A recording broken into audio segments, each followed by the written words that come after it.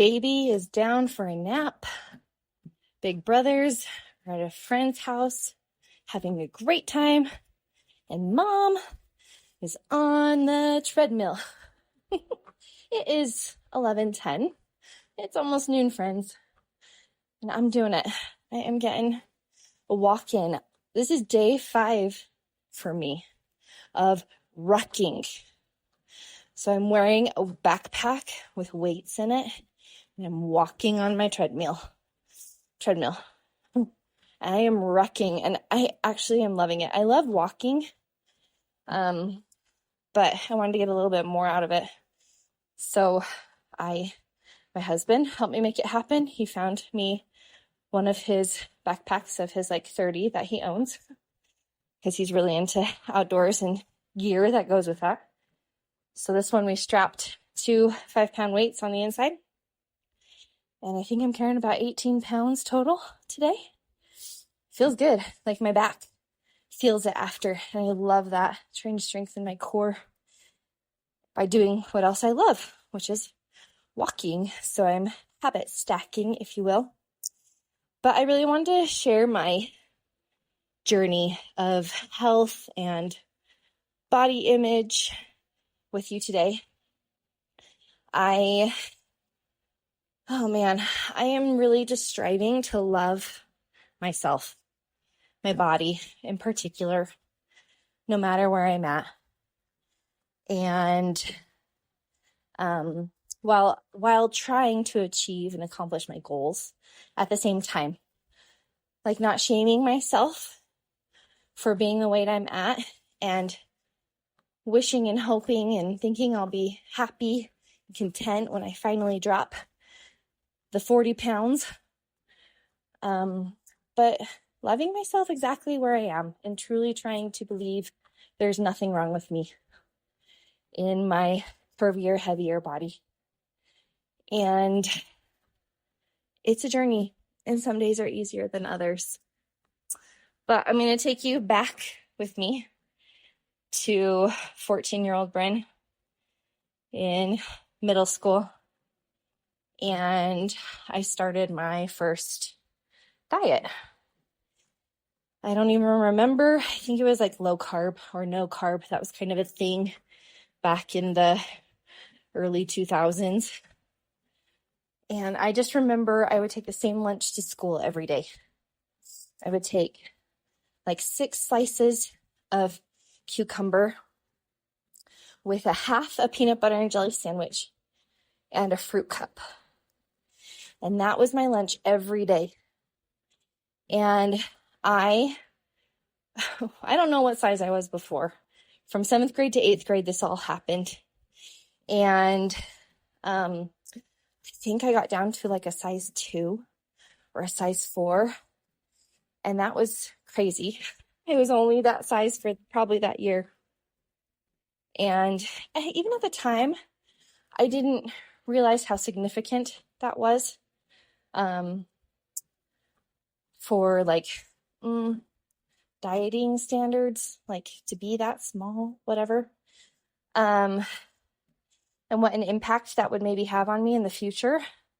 I know younger me just truly wanted to get in shape, be stronger. I started volleyball. But it is interesting that was my first diet. And I've been a yo-yo dieter for years ever since then.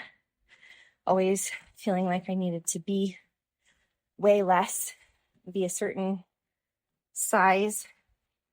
And that has shifted the last couple of years. I've been working on not caring so much about my size. But that was the beginning. In fact, you guys, I was so strong. I beat all the boys and the girls in the school on the amount of sit-ups you could do in a minute. And I held that record until my little brother came in and beat it 7 years later. Isn't that kind of cool? Don't ask me if I could do that again, because I definitely could not. But pretty cool. Kind of fun. And then from there, just got married, gained some weight there, another diet. and on and off ever since then, trying to find the next quick fix. Well, I decided I didn't want to do diets anymore, and I was desperate. I wanted to make changes, but I was so tired of just feeling the urgency of I have to do this in order to receive something, to be something. And that was exhausting for myself, for my marriage. My husband never has said anything about my weight or my body. But it was really making it hard to show up, especially in the bedroom. And I was guided to intuitive eating. And I'm so grateful. I don't even remember how I found it or how it was recommended to me. But I listened to a book about it. Essentially, it's mindful eating, just listening to your hunger cues, learning how to stop when you're full, like truly just tuning into your body, because it was given the tools to help us take care of ourselves. I know some of us are missing some of the tools, or we didn't get the tools when we got here, but I do believe that we are able to take care of ourselves in the way that we can heal, and emotions are just information. Our organs give us information about what's going on and where we might need help. And I just learned to really tune into my stomach. And a part of this, they're even like, okay, you're going to eat anything you want, but you're going to really pay attention to how it makes you feel. And you're going to pay attention to when you're actually hungry. Like, when does your stomach say you're hungry versus your head? And that was very helpful. Was really tuning into, okay, is my head just saying we need to eat because it sounds fun? And I really want to devour 7 of those cookies I made yesterday? Or is my stomach telling me that, is it starting to kind of get grumbly? And are we actually hungry? And if that's the case, then let's start with something that's actually going to help energize us and carry us through this day and nourish us. So this started back in, it was post my second baby. So 2022, I think. So it's been about 3 years. And I did gain about 10 pounds, but I was willing to do it. I was like, what do I have to lose? I know I don't want to do restrictive eating anymore. I don't want to work out hard anymore. As in like the hour and 45 minutes doing a HIIT and then heavy lifting every day, which is what I did prior to my first baby. And that was really fun. I really did enjoy that and had amazing results and was super strong, and that was fun. But I don't want to do that anymore, at least not right now, like maybe in the future. But I just started focusing on tuning into my body, and that has benefited me so much. In fact, ever since I gained those 10 pounds 3 years ago, I have not gained any since. And I pretty much eat what I want by honoring my cues. I do like nourishing my body, trying to fit in fruits and vegetables and protein. That's important to me. That is something that I learned through dieting. So as much as I don't love the back and forth on and off and the reasonings why I have dieted, I have learned a lot about food and choices from those processes. And I do feel like those were integral steps in my process of figuring out where I want to be today. So if you're a dieter, you don't need to shame yourself over it, but maybe consider your reasonings. Like, why am I doing this? Do I actually want to do this? Or do I feel like I have to do this? And why do I feel like I have to do this? Is it because I believe I'm not lovable exactly as I am? And then in order to be loved, I need to lose weight? That's where I have been, still am, depending on the day. And I'm here to tell you that is the biggest lie. We are completely lovable exactly as we are. And the more that we own it and we feel confident in our bodies, like, it's just easier to believe it. And easier for maybe others to believe it too. That you are lovable, no matter your size. And I am contributing to the collective of all bodies, our worthy bodies, our beautiful bodies, our strong bodies. I'm focusing more on what can my body do.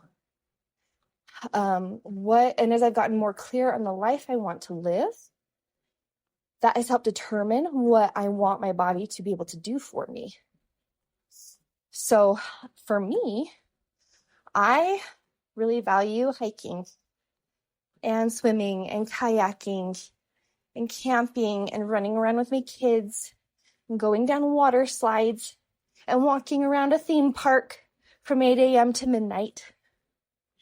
Like, those are things that I want to be able to do for as long as I can be able to do them. Forever would be amazing. Oh, skiing, snowboarding, snowshoeing, all the winter stuff. I haven't even thought about that. Travel. So these are the things that I want to be able to do. I need my body to be able to carry me through to be able to do these things. So within my circumstances, within my reality, what do I need to do to create a body that can help support me in my goals? And when I got really clear on that, it's been easier to be like, okay, well, quite frankly, my pant size doesn't matter in order to accomplish these goals. So what does matter? Well, my energy, my endurance, my strength, not my size. And that is what I have been focusing on ever since. And I bought myself some new cute clothes for my size 12 body. And I love the saying that clothes are meant to fit you, not you fit your clothes. They're just a tool to cover up your body. And the numbering system is just a helpful way for you to know about which one you should buy online. It's not meant to be a demon that judges you. It's just a number. It's completely neutral unless we make it mean otherwise. So I was an 8'10" forever. I'm a 12'14" now. And that's okay. So, and it's interesting as I've allowed myself, because for a long time it was all about being able to fit into the smallest size. And ever since I've gotten rid of that, and I'm like, no, heck no. I just want to wear comfortable clothes that feel good, that I feel good in, that are comfortable. So now I have a huge range of clothes. And it has nothing to do with them judging me. It's just, how do I want this hoodie to fit? How do I want these pants to fit? How do I want this shirt to fit? Do I need it smaller and tighter? Do I want it bigger and super cozy? Like, it's just helpful information so that I know what size I want to get to fit my body a certain way. So I got cute new clothes. I've tried different workout programs. I've experimented a lot. That looks totally different too, depending on my children, how much they need me, when I'm available for them. Is it something that I want to do with them around? Is it something I want to do when they're not around? And I look at all my different options. I looked at gyms with babysitting, tried exercising at night, tried waking up early in the morning, and currently I am doing it during nap time. So it changes a lot. Got to be flexible. Take breaks when you need to. Honor your body. Some days I can do more. Some days I can do less. But I just try to move my body in some way each day. And some days it's just stretching, which is also very helpful. and beneficial. Other days it's just a simple walk with my dog. Other days I'm hiking uphill. I'm doing Pilates. I'm doing kickboxing. It's just, what does my body need? And the best part of that intuitive eating, it just helped me tune in to my body in every way. From what tastes good, what feels good, how much food do I actually want or need to eat? And with the exercise too, does this exercise feel good? Did I push myself too hard? Could I go a little harder? What do I want to do? What sounds fun today? Like honoring what sounds fun and doing something instead of nothing. And when you actually let yourself do what you want to do with exercise, rather than what everyone else tells you you should be doing, man, that's magic. And that, for me, that's what middle ground is. Middle ground is figuring out what you want to do. After you've listened to everyone and their opinions, right? The experts, the influencers, what's working for them. Then you go inward to yourself and your heart and your body. And you say, well, what do I want to do now? What sounds fun to me? What would light me up? If I were to move my body, what would that look like for me and my situation with where I live and my circumstances? And then you get to problem solving. And then you get to achieving your goals and making the life of your dreams happen. And that is magic. And that is when life gets super fun. Because you're getting clear on the life you want to live and how you're going to make it happen. And your body, my friend, is going to carry you through this life. So I realized it was worth investing in some way. But trying to make it as easy, these are my 2 rules. Make it as easy as possible and as fun as possible. And then you're doing something instead of nothing. That's getting you closer to where you want to be. And it just lights me up. And honoring that and not shaming myself on who I'm supposed to be, what I'm supposed to be doing, what is it supposed to look like? My body, my diet, my exercise, what do I want it to look like? If it was the most fun and the most easy and least resistant as possible, what would that be? And then you start the scientific method of trial and error. And it changes constantly. Again, because your circumstances change. And it's a wonderful thing that we're here to grow and progress and change and evolve and see who we can become. Anyway, I think it's pretty awesome. So going inside, getting intentional through intuitiveness. That's a real word. It's a good one. Listening to your body. Taking the time to do that. And not shaming yourself when you don't do it. In fact, one of the most helpful practices that I started even before I got into intuitive eating was meditation. It's so worth it. That stillness, that time to connect with your body and your soul, your breathing, paying attention to your heart, to your thoughts. Man, that is probably where it really all started for me. Was truly listening to my body in that way. You sit still, you pay attention to your breath, you do a body scan, you check in with every part of your body. Yeah, that's definitely where it really started, was with meditation. Stillness. And I've just become more and more aligned. I saw somewhere the other day that when the body and the spirit and the mind are aligned, that's what creates your soul. And that really resonated with me. And that is truly what I'm seeking for in life, is how can I be the most healthy, aligned me in every way,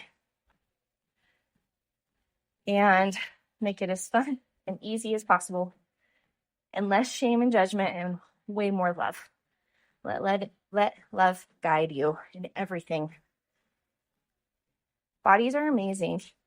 They really are. I like to believe that your body is truly trying to support you and take care of you. I was listening to a podcast where a woman was really sad about her miscarriage and trying to move forward and conceive a baby, and they were really struggling. And this is the story of many women out there. And the coach that I was listening to said, your body wants you to have a baby. It is trying so hard to make that happen for you. Guys, I cry quite often these days as I'm getting more aligned with my heart and my head. And that just resonated with me so much. Like, whew, our bodies don't want to let us down. They really do want to take care of us and protect us and carry us through this life and helping us achieve our dreams and to live the life that we desire. But whew, this body is also subject to the highs and lows and things thrown at it that it can't control. But what is interesting is you, human with a brain, you do have a lot of control of how you support your body. So as it's trying to support you, what are you doing to support it? What are you feeding it? How are you nourishing it? How are you taking care of it? Both through what you put in through your mouth, what you put in through your eyes, through your ears. What are you listening to? What are you watching? What are you consuming? How are you supporting your body as much as it's trying to support you? I thought that was really beautiful. Bodies want to take care of us. They're trying so hard, so let's try and show them more love. Let's show our bodies as much love as possible. And you get to determine what that looks like. Okay? So I encourage you today, journal, think for a minute, think out loud, in the shower, kitchen sink, like me. Grab out your voice memo. I do that a lot too when I can't sit and journal. I just talk. And sometimes I talk to someone. A lot of times I just talk into a voice memo. And that's been very helpful when I can't sit and write, which is most of the time, let's be honest. And ask yourself, what do I want my body to be able to do? How do I want to live? How do I want to be able to move my body throughout my life? And what do I need to do to take care of my body and support my body so we can do these things? Like I said, I want to ski, snowboard, go boating, kayaking, hiking. Like, what kind of life do you want to live? Maybe yours isn't as active as mine, which actually is very helpful. Maybe you do value a more sedentary lifestyle. And that's good information to know. So what kind of a body do you need if you just want to be able to travel and sit on the beach and maybe take a walk on the beach? It's probably going to take less lifting, right? Heavy lifting at the gym, which is good to know because then you can stop shaming yourself about doing that when you actually don't really want to be able to do that. And if at any point that goal changes, sweet. You do the same process again. What would that look like? How are you going to make it happen in the most fun and easy way possible? All right. It's going to be a good day. You got this. Figure out what you want your body to do, what you want to accomplish, and get to it. I am cheering you on. Totally believe in you. Have a great day.